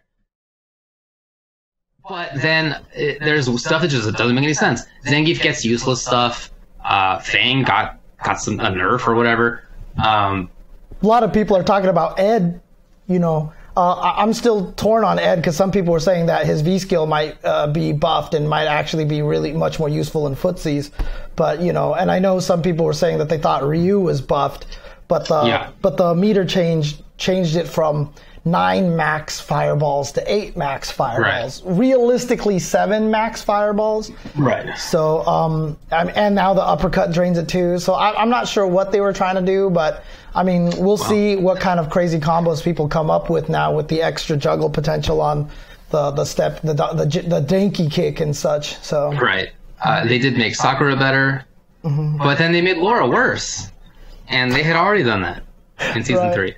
Like Laura now she's in counter hit state when she dashes, and she has less frame advantage after grab. Like I don't get it. She can't do the fireball dash under thing anymore off the air reset anymore. They increased her collision box for some strange reason, and I thought it was a really cheap tactic, but I was cool with it because they turned it into a 3-bar V trigger. Right, exactly. Right? It was already nerfed. Right. I mean, like Bison, when he had the 3-bar in season 1 and 2, like you were okay with it being as cheap as it was, because I mean honestly that V-trigger was super cheap, but it was just so hard to get and use, so Laura felt the same way, so I had no problem with that, so I don't know why they took that away. I'm with you. So again, I'm okay with some of the changes, but others are very confusing, and I just don't think that there's an overall game strategy. I just really feel like it's haphazard, and I'm tired of that. So that's my complaint. Even if it ended up being that the game was more balanced, I'd be happy with that. I doubt it, but I'd be happy with that. But I'd still be upset that I'd feel like anything can happen for any reason, and that there's no rhyme or reason to it. And that sucks. It sucks for everybody. It sucks for every level of player. It sucks for pro players, of course, because they may have sunk in a lot of time into a character who just ends up dead the next week for no reason. I think I saw Choco Blanca talk about Colleen, like getting killed, and now Momochi, might be kind of screwed. Right? Yeah, he might learn Zeku now or whatever. So that sucks for pro players. It also sucks for everybody else because nobody, like if you're the kind of player who you're not super competitive, but you follow it a little bit. You just know that your character got worse, and that might not be like super impactful to whether you win or not, because maybe you're not winning much anyway. But it just doesn't feel good to know that your character got worse. Nobody likes that, and to not have a good explanation for it is just not good enough anymore. It just really is not good enough anymore. Yeah, I mean, I saw you talk about us on Twitter how you were saying that you feel like kind of like, with basketball or NHL or anything, they've got like the players committee that can kind of interact with the... Yeah, I want some recourse or some skin in the game, because the players already have a lot of skin in the game, and they don't have any say in anything. They're like weirdly powerless, I feel. And I don't know, it might just be an issue ultimately that underlies esports, that it's, ultimately we're tied to product cycles, and this is all just a capitalist exercise, and it's not like just basketball. The game exists somewhere and anybody can play it. That's not how it is. It's a product that is somebody wants to sell, and they want to maintain their rights in it. Yeah, I don't know. So I don't know how you give the players some rights, but I really feel like they need something, and that might not be that they can force their changes through, but maybe more that a set of players who are considered trustworthy, maybe not everybody, but some players are out there who can be a little bit more dispassionate about buffs and nerfs to different characters. I mean, honestly, like maybe they might even want to talk to some, obviously I'm already on that patch staff, but talk to commentators, because we don't play as much anymore, so it doesn't necessarily benefit us. Of course, I'm joking about that, obviously, because of the Cammy buffs, but yeah, right. But because that's the hardest part, is that it's really hard to find pro players who can be unbiased about the buffs, and the changes and stuff like that. And all of that, I think, is what makes it really, really tough. And again, I feel like also a lot of it is that Capcom Japan probably just has a completely different idea. Maybe they are going off of CFN statistics. Yeah. They probably have all sorts of data about this move landing this many times, how many times this V trigger has been used, et cetera, and they're probably basing it off that instead of basing it off of any sort of realistic tournament data. The poll that I put up, should we consider casuals or should it balance mostly towards the pros? I mean, I actually kind of lean more towards the pros, because I agree with a lot of people that I don't think the casuals are really going to, understand a lot of the changes. However, I also agree with a lot of people who say that, we should also focus on trying to make the game fun. You know what I mean? Of course. It has to be both. And I don't mean to imply that I think that it's easy to balance or design a game. I know it's very difficult. So I haven't done it, but I've talked with many people who have. They say it's all hard. Right. But that's a separate issue. What I really feel like players need is to have some say. And again, whether that's just to veto stupid changes or to be at least like accounted to, here's why we're making the changes, something in there. It can't just be that you wake up and you find the character you've been using is gone. That just doesn't, it's just not reasonable. It's really not.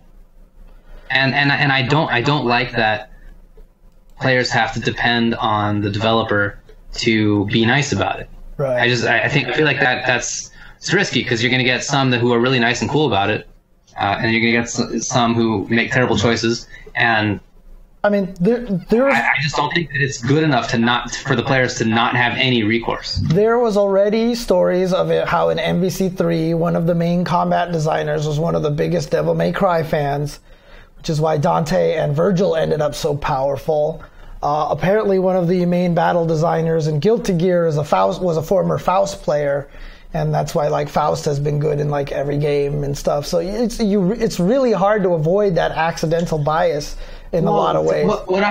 My take on that is not necessarily that they're trying to make Faust or whatever the best character.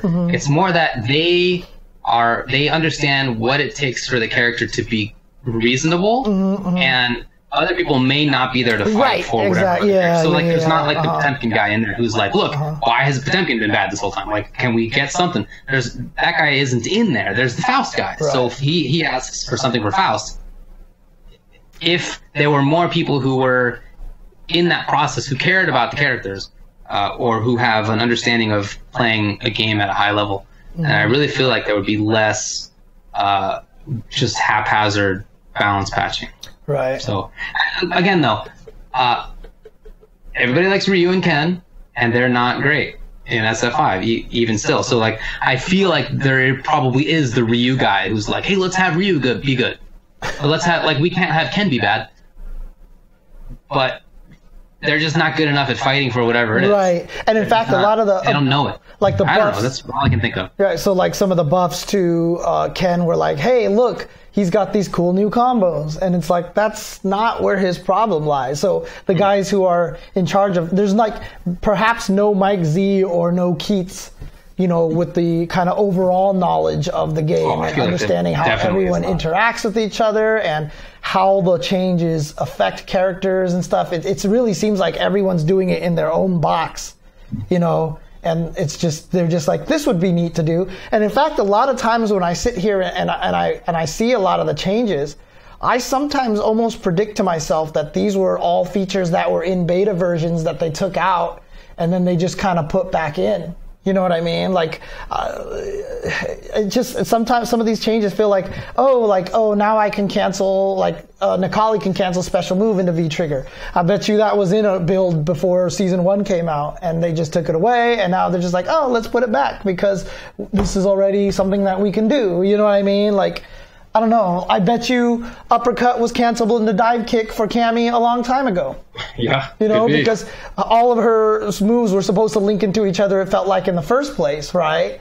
And so maybe that was there in the first place, but they're like, this is too good. But then they're like, the guy who was buffing or changing Cammy was probably like, let's make her interesting by giving her this new combo route. And maybe they didn't realize it could combo into super or what, but I don't know. It's weird. It's weird, and I wish that they had a more cohesive battle planner across the whole thing. I don't know. Maybe that is Woshige, but I'm not sure. It is, and obviously he's a really good player. It's just that I wouldn't be surprised at all if Woshige himself would like to have more consistency. Mm-hmm. I don't know that to be the case at all, but it just seems to me like it's too haphazard for somebody who knows how to play fighting games so well to end up with. But, right. What did they do to Zangief? I mean, again, that's not even that. They didn't nerf him badly. It's just they didn't do anything to him. Right. He's just the same weak character. He had changes for the sake of having changes, basically. Yeah. So that's my issue with it. I don't know that it'll be much less balanced. I think it may be a little bit so, but I just don't like it. Maybe more out of principle than anything else. Mm-hmm, mm-hmm. Yeah, I agree. All right. I'm happy for some people. In a weird way, I'm happy for guys like LPN and Cool Kid, because hopefully Abigail, now when they win with them, people won't be mad at them. You know what I mean? For sure people will hate it. I don't like what people are doing to Problem X and all these other guys, for using these characters and getting mad at them or whatever like that.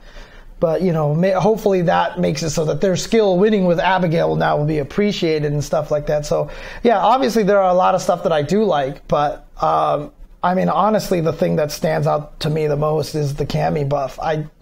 Manat, everyone's saying now we're going to see a million Manats. Probably not, because she's not as straightforward to use. But Cammy, God, we are going to see Cammys all over the place now, in my opinion. So, yeah. You should. Yeah, to mention Fang, somebody just asked me to talk about Fang, KFC. Same thing as Zangief, but a little bit worse, because they did nerf him. I haven't tested him yet, but I don't think that 2 frames more recovery on his forward throw will blow up his corner pressure. But why do it? Right. What does that get? What does that get you? For what reason? And his V reversal, they increased the overall movement frames from 30 to 31. Right. And they added a hurt box from 26 to 31. Why did you make his V reversal worse? Right. It's not even much. It's not like... It just makes very little sense. I just feel like there's very little reason for it. So Ed's V reversal also jumped up to 31 frames, if I'm not mistaken. They must have just tried to do some sort of universalizing things. And honestly, that is one of the things that I like least about Street Fighter V, is that I feel like they try to universalize things too much. I wouldn't mind having some characters with safe sweeps. You know what I mean? Just kind of situations like that. For sure, no, there should be variety. Right. But you're right, it does seem like they want uniformity among V reversals. Everybody's is now 17 frame startup. I guess all the hitting ones. Right. And yeah, I see the same thing for Ed that you pointed out. increase overall movement frames to 31 frames. Right. So I don't know. Doesn't make any sense to me. Yeah, I bet you all the other movement characters are also V reversal characters are all 31 frames or something like that. So yeah. But yeah. Super weird. The overall reduction of recovery frames for throws for a lot of characters. I know that they upped the damage for a lot of them, but I didn't see that. Yeah, it seemed like they're trying to. So if characters have like throws that result in pressure, that they do less damage, and if they don't, then they do more. Mm-hmm. That seems like kind of what is going on. Okay. Yeah, I mean, obviously some people are happy. I saw someone in the chat talk about Smug being happy. Balrog definitely got a second wind in this patch now because his crush counter is a little more like he can actually get the old combo again. But you know, it's definitely benefiting some people. There's definitely characters that are benefiting, but the weird part about it is the characters that are benefiting are not the ones that were bottom tier necessarily. No. So. Oh yeah, for sure. Yeah. About Guile, the flash kick. If you see how far EX flash kick throws the opponent. Oh no, I didn't. It results in basically full screen. Jeez. Okay. So that's good for Guile against characters who he wants to zone, but also bad for him because there are some matchups where he wants to get a knockdown and then pressure. Right. Or there are situations where he needs to make a comeback and he wants to get a knockdown and then pressure. So yeah, it's a buff for him in some ways, but it also makes his comebacks harder. And you know, if he wants to pressure a character, it's kind of harder to set it up now. Right, so, yeah. A little bit, not a lot, but a little bit. Yeah, Season 3 Abigail, I did see Chris G's combo with it, where he EX flash kicked someone into the EX Sonic Boom across the screen. Oh my and god! And it juggled. Okay. But I mean, not flash kick super anymore. Really? That's so. Huh. Wow, Gilly, duly noted. That sucks. That's weird. That wasn't even mentioned in the thing, right? So that sucks. Maybe only in V Trigger 2 because they took away flash kick into No, they took away Sonic Boom into V Trigger 2. That's right. They took that away. And I mean, yeah, Guile got nerfed a little bit because Sonic Boom doesn't push you back as far. I think that's a good change, but overall, I just really didn't feel like Ryu and Alex and you know some of the other low tier characters kind of got the buffs that they needed. Although some people are finding some interesting things with Alex now, so. And I can't wait to see what people find with Ryu's new Danky Kick combos. So, I guess I'm not super stoked about the patch. Mm-hmm. Again, not necessarily because I think it's going to result in the game being imbalanced or boring, but I just am tired of haphazard patches. Yeah, doesn't seem like there's any particular theme. And again. This seems to be the commonality between a lot of the Japanese games, right? With Guilty Gear and Street Fighter. Like, it feels like they make changes just for the sake of making changes. Whereas games like, you know, Injustice 2 and Killer Instinct really had some, you know, well-intentioned and, you know, you can see their thought process behind the changes, so. Yeah, and in those cases, you're not always on board with the changes anyway. Like, I think that NRS probably nerfed Deadshot a little bit too much. But they talked in detail about why they did what they did. Right. They thought that he killed too many characters, that his design was just too strong for many characters to deal with. Maybe that's true. I don't really know, but that was their thought about it anyway, and I really appreciate having some explanation for what's going on. It can't just be nothing. Yeah, and honestly, like I've been doing the little tutorial video series with Choi Sauce on Uniel. Man, people really need to get French bread to like design. God, that game is still so well designed, honestly. Like if people want to talk about supporting really good games that are really well designed, Unist is a game that people need to look at right now. Because that game is so good. I hear you. Dude, I don't know why my video is so choppy. I apologize to everybody. I probably needed to reboot the machine or something like that. I don't know. This machine has been giving me problems for years and years now. So even though, well, not even years and years. So for maybe like 3 years or something like that. So it's not even that outdated. So I don't know. Anything else to say about the SF5 patch? Nah, I think I'm done with the SF5 patch. Want to talk about results? Yeah, let's go to NCR here. So, For a while now, NCR has, like I know you and I have been a little hard on it, because it just doesn't feel like it quite has the same kind of size and kind of prestige that a lot of other events have. But honestly, I felt like this year was really good. I really enjoyed NCR this year. I really had fun. I thought the matches were super good. I thought the tournament was run really well. I was really happy with it. So, there were rumors, although not John Choi kind of dispelled them, but that they're probably not going to do Sacramento next year. Oh, right. That they're probably going to try to go to the Bay Area or somewhere else. It's not that it's been disproven, it's that they're looking into it. So that is definitely on the table right there. So, and to be honest with you, we've been at that hotel for like 4 years now. The only thing that's going to make me sad is that the old Asian guy in the gift shop, like I won't see him anymore. Because That's right. He was really nice. I remember that guy. Dude, every time when he saw me this year, he was like, "Oh, I was wondering when you would show up because you always come in here and buy Pepsi." Super nice. He remembers really well. Yeah, he's really, really cool. So yeah, he's a really nice guy. But that would make me sad. But I mean, honestly, one of the reasons why I feel like a lot of people don't go to NCR is because Sacramento is. I mean, I don't wanna,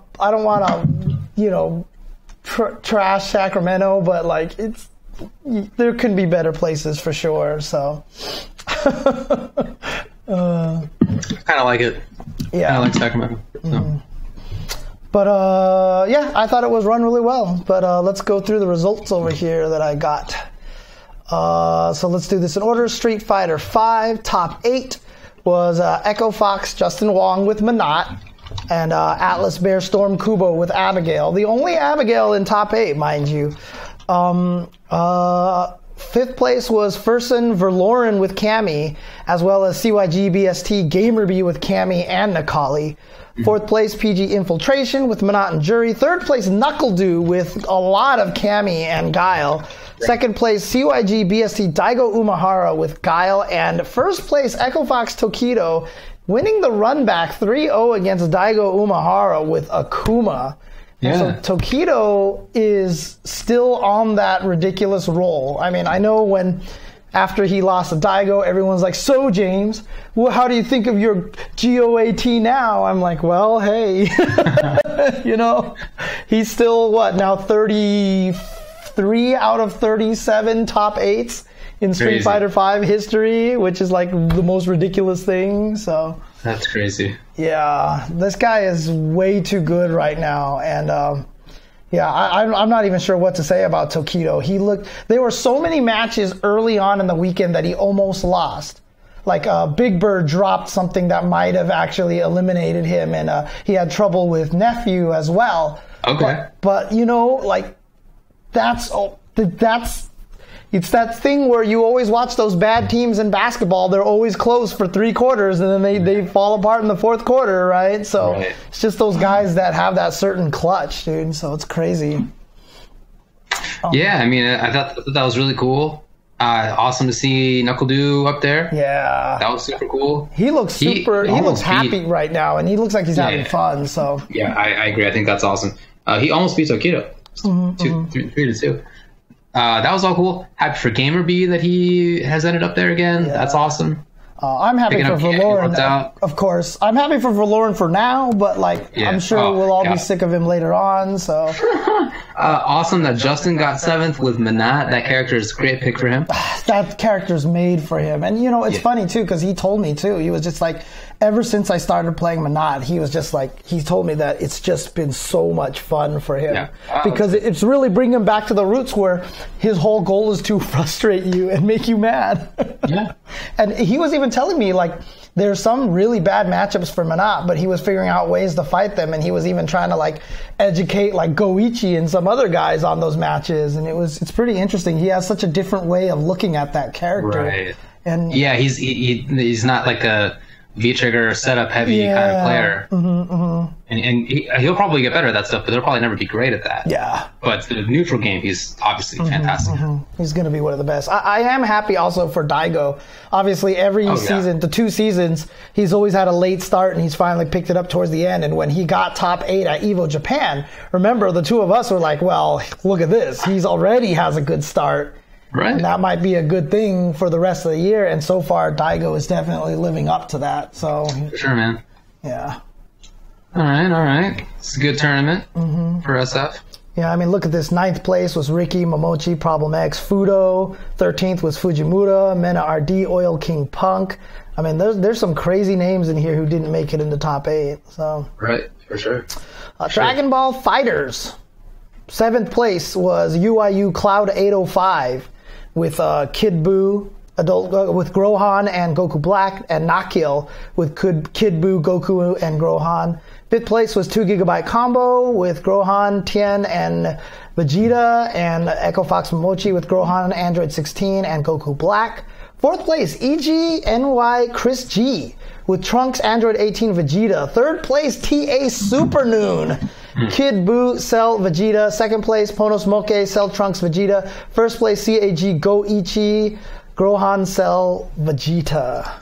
Yeah, this is a fun one, and I was so stoked for Supernoon to get 3rd place. That's awesome. Dude, he almost beat Moke too. Like he was pretty close. So yeah, and he beat Chris, which was huge for him. So that's awesome. He's such a good player. Looking forward to more of that.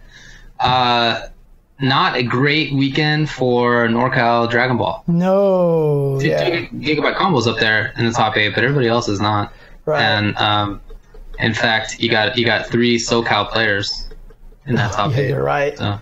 And also, like, I know, for example, Mike Muscles, Acid Bro, a lot of those guys have been playing a lot. None of them made top 16, actually. Right. In fact, Yohozi Don was the only one that made top 16 out of all those guys. So, out of all those players. So, shout outs to her. Really good job there. Man. I know I talked to her. She was really disappointed in her performance, but, everyone's going to be. So, yeah. Yeah, I thought that was super cool. Really, really fun tournament. Still interesting to see the development of the game. I feel like you're seeing a little bit more adult Gohan. Yeah. Like there's some coalescing around adult Gohan, Kid Buu. We're seeing more of. Right. You saw him before, but I feel like there's more of it now. Yeah. And how many people have Vegeta? The entirety of the top 5, except Momochi has Vegeta. So, and I don't think that's like a surprise. I guess we'll talk about this after the other results, but he's up there. I'm switching to Vegeta also. Oh, really? Dang. Yes. Are you picking Broly now? Broly 16 Vegeta. Ooh, nice. Armor, and guy who helps. Yes, exactly. Function. I will say one thing. We mentioned the NorCal guys not having as much success. I hate to say it, but I really think a lot of it has to do with the fact that I don't think Tien is as strong as a lot of the NorCal players think that he is. Okay. I love Tien, but I put him on point because he needs assists, right. and he needs combo extenders and stuff like that. I'm not convinced that he's as strong as a lot of NorCal thinks that he is. So. And yeah, congrats to Nakil for getting sponsored. That's awesome. Oh yeah. We'll definitely talk about that. I have that all on deck as well. So we move on. Tekken 7. UIU P-Ling with Xiao Yu and VS Trungi with Geese. 5th was Circa Joey Fury with Jack 7 and UIU Jian Ding with Lucky Chloe and Eddie. 4th place Fox JDCR Dragonov. 4th place. 3rd place Kakoma with Dragonov, Kazumi, Devil Jin, and Paul. 2nd place, UIU Kudans with Devil Jin. And 1st place, Echo Fox Saint, Jack 7, with the craziest last round comeback that I've seen in recent tournament memory. Oh, I didn't see it. Dude, the last round was, it was... Of the tournament? The very last round of the tournament. Wow, it was 2-2 in the still winners. So if Kudans had won, he would have reset the bracket. Okay. It was 2-2 and 2-2 in rounds, and Kudans basically had a full life bar to nothing from Saint, and Wow. Saint still made the comeback. It was like wild. It was so good. That's awesome. All right. Yeah, the Tekken tournament was actually super cool. But I will point out that, in top 16, we had MYK in 9th and Rip and Rixta in 13th place. Where's Bronson Tran? Dang. He got bodied early. So. Hey, wow. Shout out to Bronson. I love that guy. Marvel vs. Capcom Infinite. 7th place was Ninja Nam and Manic with Space Strange Nova and Soul Strider Ultron. 5th place was UIU Cloud 805 and Knives. Who's Yeah, that's back cool. in here. Yeah, with Soul Zero Dante and Reality Dormammu Sigma. 4th place EM Taekwa with Power Ghost Rider Nova. 3rd place TA Supernoon with Space Rocket and Jeddah, as well as Space Nova Jeddah. 2nd place was Punisher with Space Hawkeye Raccoon and Space Gamora Raccoon. And 1st place, EGNY Chris G with Space Morgan Monster Hunter and Space Morgan Monster Hunter. They listed it twice. Okay. Okay, there you go. So, there you go. Chris G still dominating that one. Punisher is from NorCal, right? No, Punisher's New York. Oh, Punisher's New York. Okay. So, yeah, Supernoon. Taekwa's from NorCal. That's right. Okay. He lives in NorCal. Yeah. In any case, yeah. From PR. Mm-hmm. Yeah, I thought that was super cool. Again, awesome to see Supernoon up there. That's really awesome. I really enjoy watching Punisher play. I know people don't like watching Raccoon, which I kind of get, but I really, really like watching Hawkeye. So he didn't always play Hawkeye, but I really like watching that character. I think that's super interesting. And still really cool to see Taekwa doing work with Ghost Rider. I feel like he's the only Ghost Rider left in the scene at this point. Yeah, it was really fun. I was really surprised to see no Filipino champ at this event at all. So He didn't go, right? I don't think he did. I don't remember seeing him. Yeah, I wasn't there, so I don't know. Do I remember even seeing him or saying hi or anything? I can't even remember now. Shoot. Okay. Guilty Gear, he was there. Some people say was there. Oh, okay. So he only played Street Fighter V. There you go. Weird. He only played Street Fighter V. Okay. Or he lost to E.T. Dang, all right. That's right. Yeah, that's right. Guilty Gear Exert Rev 2. 4th place was Catatomic with Faust. 3rd place was Daikokugo with Leo Whitefang. 2nd place, Erotica Pepsi with Potemkin and Soul Bad Guy. And 1st place, Smiles with Potemkin. I actually got to commentate the top 8. Very, very odd to have a Potemkin Grand Finals. Right, that's crazy, right? So weird. Oh, man, yeah, very strange result, but it was cool to see. It's cool to see. King of Fighters 14. Tamago was in 4th place. 3rd place was Weru Asamiya. 2nd place was Luis Cha, and 1st place was Xiaohai, who according to Hell Pockets, who I roomed with at NCR. Yeah, Xiaohai was just killing everybody. They had an exhibition between Mexico and China, and Xiaohai never not played. He just beat everybody. No one could actually take him off the machine. It was crazy. So okay, all right, dang. ST. 4th place, Darkness with Balrog and Cammy. 3rd place, Ultra Combo with O Sagat Vega. 2nd place, El Trouble with Dulcim. And 1st place, Riz1 with M. Bison. So Riz1 is now in the Tournament of Legends. Nice. And I was like, oh, cool. So you are here representing East Coast? He's like, nah, I live in NorCal now. Oh, dang, okay. So Riz1 moved into NorCal in January, literally 2 months ago. So...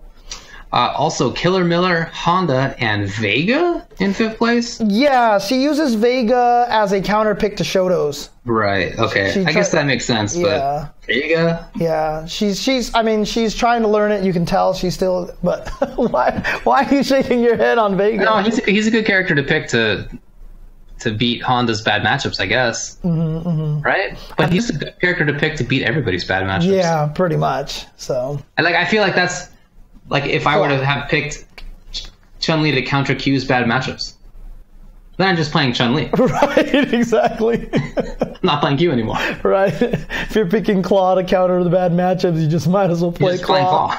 Yeah. Except for Gammy or whatever. Oh, man. Anyway. UMBC 3, 4th place was Sora, 3rd place KB, 2nd place Neo, Golden Boy Neo, and 1st place EGNY Chris G. Super cool to see that still being played. Very cool. Ultra Street Fighter 4. 4th was Storm Kubo. Third was Smug. Second was Knuckle Dew. And first place was SD Panoy taking first place. I watched some of that. It was, it was all right. Okay, cool. In 0 hour, 1 under night in birth latest. Over 2 gigabyte combo in second place. So, okay. That Chronicle won Killer Instinct with Shadow, Jago, and Arya. Sick. Oh, yeah. I missed that one. And second place was Element with Hisako. There cool. You go. Okay. Alrighty. Again, so, I'm glad to hear it went better. I really enjoyed NCR this year. I really liked it. I thought it went really smoothly. It helped that the matches were all super good. Like I said, the Tekken and the Street Fighter V matches were super. The Justin Daigo match, that match never not lives up to the billing, I swear. That was a ridiculous matchup, and that one was the one where the guy jumped up and down. And keep in mind, this guy was like 10 feet, 15 feet away from me, and he still spilled water on me when he jumped up with his cup, or spilled alcohol on me, or whatever it was. So, I don't know. Killer Miller is saying that Honda's her character unless somebody picks an old character. What does that mean? Like old Sagat? Maybe. Again, Vega seems fine for that, but you just play Vega then. Would you pick him? Would you pick Vega against old Blanca? Probably not. This is, or maybe, I don't know, whatever. I'll tell you this right now. When I got soaked, by the way, it was like a drop of water on my hand. It really wasn't anything, but it was just impressive by the distance at which the liquid made its way out there. So. Yeah, I'm not mad. I'm just disappointed. Yeah. You're sounding like the bitter Honda player right now. I mostly pick old Honda, new Honda if I need to, Bison if I'm having fun, and Zangief if I need to counter Shotos. That's basically it. Okay. Theory AS3 wants me to talk about Jaewong's crazy reactions. He is the guy who can always DP a fierce Honda headbutt, but not DP against a jab Honda headbutt. I don't know. Right. I don't know, that's why. He also had the crazy reactions to Super with Manat through Guile's Sonic Boom and punish him earlier. So, yeah, crazy. So. Anyways. All right. Let's talk about another event that happened. Anime Ascension 2018, unfortunately, all took place on the same weekend. Made me sad because I went last year and I even played in Guilty Gear. I would have loved to have gone and played in some Dragon Ball and stuff like that, but didn't get to happen. But Guilty Gear Xrd Rev 2, 7th place was Fadugli with Slayer and FF Elven Shadow with Faust. 5th place Kid Viper with Johnny and Hamad with Kai Kisk.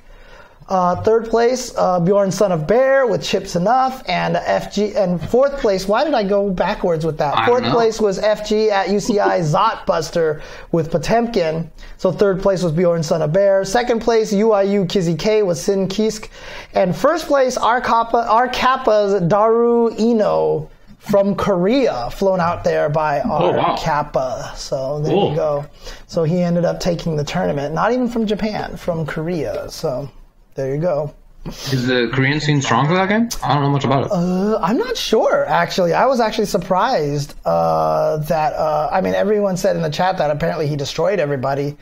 But I was surprised when I found out he was from Korea. I did not know. So. Yeah. Okay. So people are saying that Daru is the best Ino. Completely. So, Dragon Ball Fighters, 7th place, Kyoku 236HS with Grohan, Android 16, and Tien, and Echo Fox Theo with Grohan, Android 16, and Cell. 5th place was CLN Iron God with Android 16, Cell, and Vegeta, and Breaker Dave with Teen, Gohan, Majin Buu, and Goku. Always the guy who wants to pick the weird teams and the weird characters. 4th place was Ninja Elephant with... How is it so appropriate that Ninja Elephant uses Trunks? Hit and Vegeta. 3rd place, Tatsunoko with Cell, Nappa, and Vegeta. 2nd place, Reynold with Goku, Black, Cell, and Android 16. And 1st place, PAG Wong Nation Lost Soul with Cell, Android 21, and Android 16. So there you go. Yeah, very cool. I didn't watch much of this, but I was watching some of NCR, and then I had the aforementioned cat issues, so I didn't get to watch this part. But I got to go back and watch it because I'm really curious to see how some of it went. Oh yeah. Again, I know some. It's just a tough weekend for NorCal. Yeah. What can you say? I know a lot of the NorCal guys didn't go down, did they? Or I don't think so. Okay. Yeah. But I mean, I'll probably try to do that later this week. I'll probably do another FGC rewind where I just watch a bunch of top 8s. So. Yeah. Okay. Blaze Blue Central Fiction, 7th place was Nanu with Izanami and Method Flux with number 13. I'm just going to call it number 13. 5th place was Tai Henna with number 11, and 5th place was also UIU Beautiful Dude with Relius. 4th place, Beta Dude Ragna. 3rd place, Breaker Dave with Arakune. 2nd place, Jonah and with Valkenhayn. And 1st place, SKD with Izayoi. Also, like Nakio signed to Panda Global. So that's right. Panda Global signed 3. Basically, they called it their anime team now. So they signed SKD. They signed Nakio, and who was the last one that they got? I forgot. That was the Blaze Blue. Nakio was their Dragon Ball, and for Guilty Gear they signed Marlin Pie, of course. Marlin Pie. That's what it was. Well, that's been there. Oh yeah, that's right. Okay. 7th place in Unist in Under Night In Birth EXE Latest. Dark Flame Master with Seth. Breaker Dave with Merkava. 5th place Klim with Merkava and Phonon. And Guillotine Gorilla Giuseppe with Gordo. 4th place Tari with Yuzuriha. 3rd place Trill with Chaos. 2nd place Squish with Akatsuki. And 1st place Lolly Maiko with Batista. So there was a NorCal victory there. So... Blaze Blue Cross Tag Battle, there was an exhibition there as well. Probably don't need to go over the results on that one. Yeah. Okay. Yeah. And NCR, there was also an exhibition for like fighting EX Layer as well. So, dude, did you see that about Blaze Blue Cross Tag Battle? Like every pairing has a dialogue with each other. Oh, is it every? It felt and looked like it because I saw so many of them, and they all have like different conversations with each other. I think that's super cool. That is super cool. Dang, I didn't realize it was all of them. Yeah. Now, is there anybody who has a link to the Bum's Birthday Bash results? Because all I know is that in the Marvel tournament, I believe Apology Man got 4th. I want to say Noel got 3rd, and Clockwork got 2nd, and 1st place went to Sonic Fox, I think. Oh, here we go. Oh, they did it on Challenge. Okay. Oh, dang. All right. Okay. There you go. So let's get you some accurate results right here. So, oh well, they had an AE tournament as well. Okay. So I'm just going to go for the top 3 places. Okay. 3rd place was Dan Slip in Street Fighter V. 2nd place was Dominion. And 1st place was Kraymore. Wow. Yeah, right. I heard that this Kraymore is getting the better of Dominion, huh? Nice. What's that? I said Kraymore getting the better of Dominion, huh? Yeah. That's awesome. Yeah, he's really good. In Marvel versus Capcom Infinite, 3rd place was Noel Be Hungry. That's right. 2nd place was Clockwork. 1st place was Dual Kevin. Of course. I saw that match. Clockwork was there? Clockwork and Apology Man went out to that. I knew Apology Man. Wow, okay. I got it. I definitely got to watch this now. Yeah, Clockwork went out there and got 2nd place, so shout-outs to him. Awesome. So they even played a bunch of MVC2 matches, and Clockwork did it on his hitbox that he got modded to work on old systems. And so he was actually playing MVC2 with the hitbox. It's crazy. That's awesome. And then Dragon Ball Fighters, 3rd place was the Kill Sage, 2nd place was Hook Gang God, and 1st place Echo Fox Sonic Fox. So there you go. Playing the new team. Oh, interesting. So Challenge now has registration built into it as well, huh? Okay. Nice. Yeah, okay. Sonic Fox. So the only things that I watched were Sonic Fox versus Apology Man in their set, which was a blow up. It was like 10-5, right? It ended up it basically Sonic Fox jumped out to maybe like 7-1 or something like that. Like it was just like he just launched himself, right? And then Apology Man won, I think 4 after that, if I recall correctly. Okay. But the result was never in doubt. Right. Oh, man, that's unfortunate. I mean, I remember talking to a bunch of guys in NorCal. They're like, how did Apology Man do? Did you hear? And I was like, I heard he lost like 10-5. And they're all like, oh. I'm telling you. Yeah. Tough weekend for NorCal Dragon Ball fighters. Yeah. Ugh. For NorCal overall, in general, it actually sounds like. So. Well, I guess that may be true, too. Man, I've been looking for it this whole time you've been talking about the results, and I just haven't been able to find it. Somebody had this great breakdown of the character usage among the 3 tournaments, and if anybody has quicker access to it, please let me know. I've literally been looking for it for 10 minutes now. I definitely tweeted it out. Yeah. So it'll be in my retweet somewhere, because I saw you retweet it. I did. And I retweeted it afterwards, but I don't know where that is at the... character stats? Is this the one? Let's see. Yeah, here we go. So at NCR... Can you put it in the chat? Oh, yeah, of course. Let's see here. Copy link to tweet. Pew, there we go. So at NCR, there were 5 adult Gohans, 5 Vegetas, 3 Cells, 3 Kid Boos, 2 Goku Blacks, TNK. Why can't I think of Trunks? 2 Trunks, and then Tien, Goku, Android 16, and 18, 1 each. Right. So a little unusual there because there's only 1 16 at NCR. But anyway. Anime Ascension had 5 Android 16s, right. 4 Vegetas, 4 Cells, 2 adult Gohans, and then Android 21, Goku Black, Nappa, Trunks, Hit, Teen Gohan, Majin Buu, and Goku all tied for 1. And I think 3 of them came from Breaker Dave, too. Yeah, he played the weirdos, right? Yeah, Teen Gohan, Goku, and Majin Buu. So 3 of them literally came from him. So. Right. But 13 unique characters there, and then Bum's Birthday Bash. 10 unique characters, 4 Vegetas, 4 Goku Blacks, 4 Trunks, 3 Cells, 2 Android 16s, 2 Kid Boos, 2 PIC Piccolos, and Tien, Gotenks, and VGB. Vegeta Blue. Oh, okay. Yeah, one of Piccolo, Hook Gang God said that he's going to switch. He's going to ditch Piccolo apparently. Interesting. Okay. He doesn't think that it's good enough to keep up with Sonic Fox. So the overall stats was that there was 13 Vegetas, 10 Cells, 8 Android 16s, 7 Gohans, Goku Blacks, and Trunks. 5 Kid Boos, 3 Tiens, 2 Piccolos, 2 Gokus, and then a bunch of people tied for 1. So 75% of the casts were represented, but 1, 2, 3, 4, 5, 6, 7, 8 of them only had 1. And like I said, Breaker Dave put most of them there.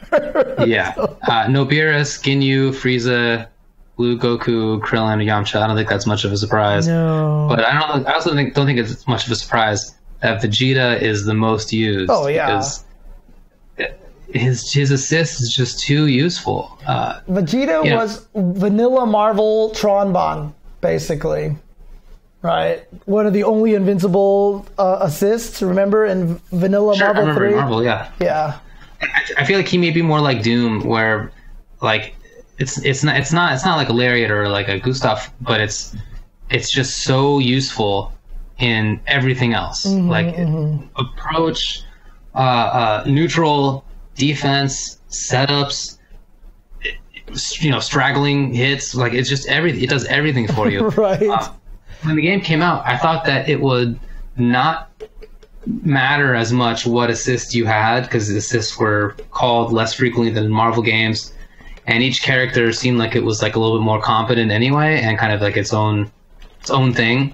But more that I play the game and watch the game, I don't think that is true. I feel like you do need a cohesive team, at least a cohesive shell, if not the full 3 characters. Let's say 2 out of the 3. And Vegeta gives you cohesion, like regardless of what you're doing. Like literally almost every situation, Vegeta would be as good or better at doing what you want to do. So I'm picking up Vegeta because I'm playing Broly. Broly has the incoming inescapable command grab, anti-air. And then the easiest way to convert out of that into a combo is with Vegeta. Right. You can do it with Cell, Blue Vegeta, like a couple of characters, but it's way tougher. Right. The timing is like super strict, right? Very strict timing. You don't get as much out of it anyway. Whereas Vegeta, you just do it. There's like no timing to it. Right. So you just pick them. So I like a lot about the game, but I do think that stuff needs to change on that front. And I don't know that I want Vegeta's assist to be nerfed, but maybe other characters need help. I don't know. Right. I honestly, I mean, this game is definitely the tiers are definitely forming very solidly now. You know, we definitely know which characters are stronger than others.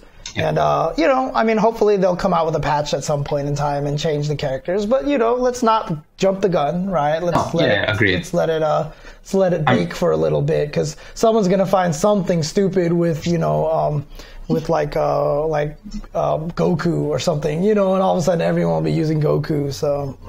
Well, I really like Broly so far. I think he's super fun. I haven't been able to play him that much because I haven't been around as much, but he's super interesting and fun. So. Okay. Yeah. I don't have the results for this, but also this weekend was the Virtua Fighter 5 Final Showdown event, Beat Tribe, with over 500 plus entrants in Japan. Dang. I actually want to do a rewind on that if I can find that top 8. I want to watch that because I think it would be cool to get Virtua Fighter some shine as well. You know, have people watch that. I think that'd be super sick. Yeah. Okay. All right. That's all the events that I have. Okay. So for some news, Evo has announced that I don't have FGC news up at the top of the screen, but we'll just roll with it. Evo has announced that they're going to actually collaborate with Anime Evo right. On a side stream stage. So Anime Evo is just going to have its own side stream that they get to I think they get to pick what to show up there and stuff. So, but that's cool. I think that's super awesome that, you know, Anime Evo, whatever. Whatever. You know, that they've been doing this for so many years. They've been doing it successfully and consistently to the point where Evo is like, hey, let's throw you guys a bone. So it's great. It's awesome. I think that's super and well cool. deserved. What's that? Well deserved. Yes. Mm-hmm. We talked about all the Panda Global joining. Also, I don't think we talked about it last week, did we? Punk joining Echo Fox. Ooh, I don't think we did. Yeah, congrats to him. That's obviously huge. Yeah, so he showed up in an Echo Fox jersey. Knuckle still unsponsored, but man, he definitely felt the pressure because when he lost the Problem X's Abigail in semifinals, Punk was distraught. I saw that. Yeah, he was. It's tough. That was rough. That was rough to watch. I mean, even after he left the stage, he immediately walked out of the ballroom. He was definitely very frustrated. So, wow, okay. Poor guy. But, you know, that's that sponsor curse, man. That sponsor curse is scary, dude. Yeah, for sure. So, also announced is that E-League is doing another Street Fighter V event. Well, that's right. With $250,000 in prizes available. So they have a 2018 Invitational Showcase. There's no players announced for that yet, right? Right. Still not that I've heard, yeah. Okay. But that is definitely something that's coming up. Again, $250,000 on the line. There's going to be a live tournament with Group A, B, C, and D in June, and the playoffs in July. So there you go. Yeah, I think that's awesome. Also, I have this. Evo also mentioned that Dragon Ball, they listed the entrants in order again without numbers, but they specifically took the time to point out that Dragon Ball FighterZ has a big lead over second place Street Fighter V. Right. So my question is, do you think Dragon Ball will close out Evo on Sunday? Oh, I guess I don't. Okay. I guess I don't. But maybe it should. I think because I wonder if they're going to broadcast it on ESPN again. Yeah. And if they do, can they do Dragon Ball? Because then obviously there's a lot more licensing issues and such. Right. You know. Right. Yeah. And I think I'd be surprised. So I feel like probably not, but maybe deserved. Right. I'm looking at that list as well, and it's number 1 Dragon Ball, number 2 SF5, then Tekken 7. Yep. above Melee and Smash Bros. Wii U. Nice. Let's go. I mean, Tekken. I feel like that's huge for Tekken. Yeah, that's a great sign for Tekken, in my opinion. That's amazing. So. That's amazing. And then BlazBlue tag, BB tag 6. 7th place is Rev 2, Guilty Gear. And then bringing up the butt is Injustice 2. Injustice. So still not looking fantastic for Injustice numbers. Right. As we said last time, I'm not super surprised by that because it does feel like the community has slowed down a little bit. But whatever the bottom 3 were going to be, it was going to be Injustice 2, Rev 2, and BlazBlue tag. Right, exactly. Those were the bottom 3 for sure. And without knowing the actual numbers, we really have no idea where they're at. Like, we could be like, man, poor Injustice, but it's like 2 entrants behind Guilty Gear, which is 3 entrants behind Cross Tag, which is, so we really don't know. Another bit of news here. This is cool because I've definitely been following this game a little bit, which is Omen of Sorrow, of course. One of the guys, Felipe from Chile, has been traveling to a lot of events, talks to us, hangs out with us a bunch of times, and he's been working on this game a lot. They've announced that it's getting a physical release, so they actually have a picture of like the cover and all that stuff like that. So, that's awesome. Yeah, so this game is actually going to get a physical release on PlayStation 4 thanks to Sodesco. I don't see anything about the date. It just says Omen of Sorrow is set to release on PlayStation 4 sometime later this year. So there you go. Okay. And then finally, there's a mobile puzzle game called Ink Wars. I don't know anything about it, really. But apparently you can play as Ryan Hart or Marn or Justin Wong or Guilty or Smug in the game. Like, they're guest characters in it. And you can actually play as those characters in the game. So what? But it's a puzzle game? I think so. Is it like... what game is that? The Street Fighter puzzle game? Puzzle Fighter? Oh, Puzzle Fighter? I don't know. I don't know how the game plays, to be honest with you. Okay. There's a bunch of other guests there that are probably from other esports and such that I'm not familiar with. Yeah. But there are definitely 5 fighting game players in there. Wow. So there you go. So, can Marn do that? Uh-oh. The lawyer speaks about dive kick. I didn't think that'd be so obviously targeted, but you're right. It was. Dang. No, I don't know. All right. He has indeed been in a video game before. Yep. Well, there you go. That's all the news that I have. Okay. Anything else that you wanted to talk about or anything? Don't think so. I will tell you one thing. I was doing my taxes earlier today.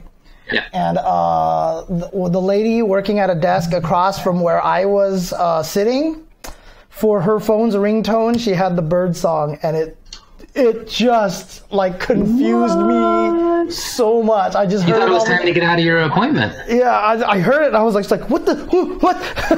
Your appointment was over. What's that?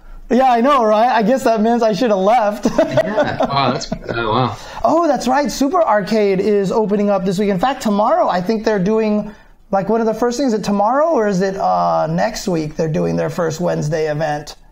Yeah, I saw that Mike Watson was going to be talking on Best of 5, but I didn't get to watch it. Yeah, I didn't get a chance to see it either. If anybody in the chat can let us know, it's next Wednesday, so he's starting next Wednesday. Okay, so his first opening Wednesday event, which is going to be venue fee free. He's going to be running a bunch of games over there. So, and apparently he's streaming from Super Arcade right now. But Super Arcade was approved. It's finally set to open. So good stuff. October 30th, 2017. You're right, Carly. 30th week of October 2017.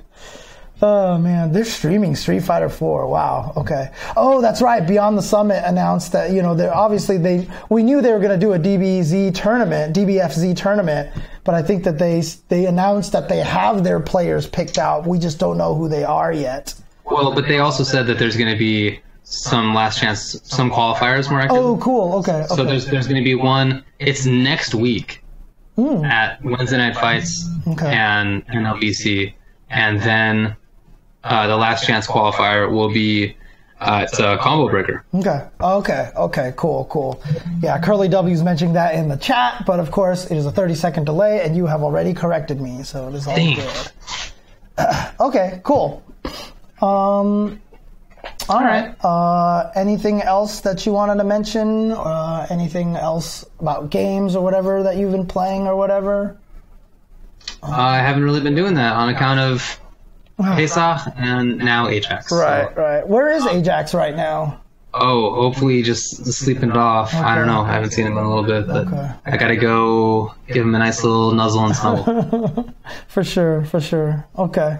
Then I don't want to hold you for any too much longer, so you probably, it's already very happy that you could do this in the first place, so, because obviously Cat is super important, so. All right, well, I'm going to go do that. All right, so I will go ahead and bid everyone adieu with the official bird outro. Here we go. Hey, I can hear it.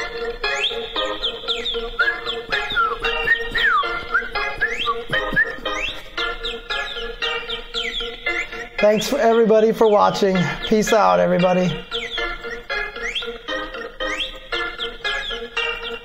Come on, XSplit. There we go.